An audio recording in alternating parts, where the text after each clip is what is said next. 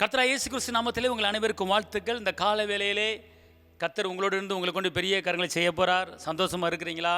சமாதானமாக இருக்கீங்களா? அன்பாக இருக்கீங்களா? கலங்காதீங்க. நீ கவலைப்படுவதனால உன் சரீரத்தை ஒரு முழத்தை கூட்ட முடியுமா, குறைக்க முடியுமா? ஒன்றும் செய்ய முடியாது. அதான் ஏசப்பா உங்களவா சொல்கிறாரு, கலங்காதே கலங்காதே, கர்த்தர் உன்னை கைவிட மாட்டான். கலங்காதே கலங்காதே, கர்த்தர் உன்னை கைவிட மாட்டார். உலகத்தின் வெளிச்சம் நீ, எழுந்து ஒளி வீசு. உலகத்தின் வெளிச்சம் நீங்க, எழுந்து ஒளி வீசு. மலை மேல் உள்ள பட்டணம் அது மறைவாக இருக்காதே. கலங்காதே கலங்காதே, கர்த்தர் உன்னை கைவிட மாட்டான். மகளே கலங்காதே கலங்காதே, கர்த்தர் உன்னை கைவிட மாட்டான். சோர்ந்து போகாதீங்க, உற்சாகமாயிருந்திடுங்க. சோர்ந்து போகாதீங்க, உற்சாகமாயிருந்திடுங்க. எதை பற்றி கவலைப்படாதீங்க, எதை பற்றி கவலைப்படாதீங்க. இயேசு இருக்கிறாருங்க, நம்ம இயேசு இருக்கிறாருங்க. கலங்காதே கலங்காதே, கர்த்தர் உன்னை கைவிட மாட்டான்.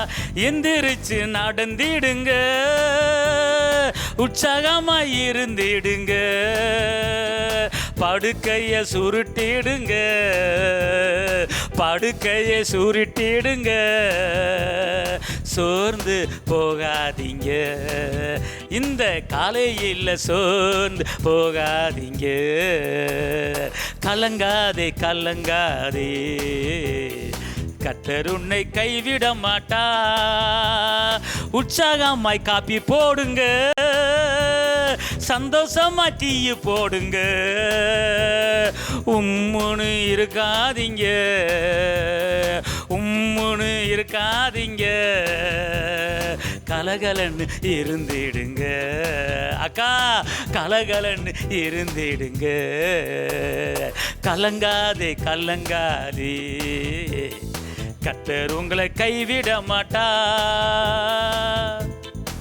உலகத்துக்கு வெளிச்சம் நீங்கள், உலகத்துக்கு உப்பு நீங்கள் என்று சொல்லியிருக்கிறார். இந்த கால வேளையில் பிள்ளைகள்கிட்ட பேசும்போதும் கணவன்கிட்ட பேசும்போதும் உற்சாகமாக சந்தோஷமாக பேசுங்க. மன மகிழ்ச்சி நல்ல ஔஷதம். இந்த கால வேளையிலே கர்த்தர் உங்களுக்கு கொடுக்குற ஒரு வாக்கு தத்தம். உபாகமம் 28:3, நீ பட்டணத்திலும் ஆசீர்வதிக்கப்பட்டிருப்பாய், நீ வெளியிலும் ஆசீர்வதிக்கப்பட்டிருப்பாய். எவ்வளோ பெரிய ஒரு நல்ல வார்த்தை பாருங்கள். நீ பட்டணத்தில் இருந்தாலும் ஆசீர்வதிப்பேன், நீ காட்டில் கிடந்தாலும் ஆசீர்வதிப்பேன், நீ வனாந்தத்தில் இருந்தாலும் ஆசீர்வதிப்பேன், நீ வெளியே எங்கே போனாலும் சரி உன்னை நான் ஆசீர்வதிக்கவே ஆசீர்வதித்து உன்னை பெருக பண்ணுவேன்.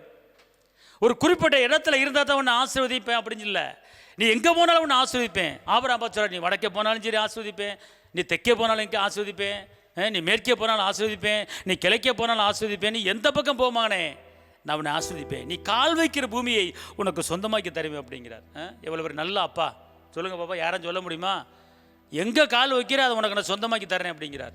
இதான் வாக்குத்தத்தம். இந்த கால வேளையிலே பல இக்கட்டு, பல நெருக்கம், பல கவலை, பல கடன் பிரச்சனை, நீங்கள் அந்த சூழ்நிலை இருக்கிறீங்களா? இந்த வாக்குத்தத்தத்தை பிடிச்சிக்கொள்ளுங்க. நீ பட்டணத்தில் ஆசீர்வதிக்கப்பட்டிருப்பாய், வெளியே ஆசீர்வதிக்கப்பட்டிருப்பாய். கர்த்தர் பெரிய காரியங்களை செய்ய உங்களுக்கு நான் ஜெபிக்கிறேன். தகப்பனே இயேசுப்பாவை நன்றியோடு துதிக்கிறேன், ஸ்தோத்திரிக்கிறேன். கரம் பிடித்தவரை துதிக்கிறேன், வெற்றி வேந்தனை துதிக்கிறேன், விடுதலையின் தேவனை துதிக்கிறேன், இருந்தவரை துதிக்கிறேன். இந்த வேளையிலே ஆண்டவரே, நீ பட்டணத்திலும் ஆசீர்வதிக்கப்பட்டிருப்பாய், நீ வெளியிலும் ஆசீர்வதிக்கப்பட்டிருப்பாய் என்ற வாக்கு தத்தத்தை இந்த கால வேளையில் தேவ பிள்ளைகளுக்கு சொல்லியிருக்கிறீங்க. இந்த வாக்கு தத்தம் இதை கேட்குற ஒவ்வொரு குடும்பத்துக்கும் நிறைவேறுபடி சொல்கிறேன். கிருபை கூட இருக்கட்டும். இயேசுவின் நாமத்தில் பிதாவே, ஆமென். கர்த்தர் உங்களை ஆசீர்வதிப்பார். ஹல்லேலூயா.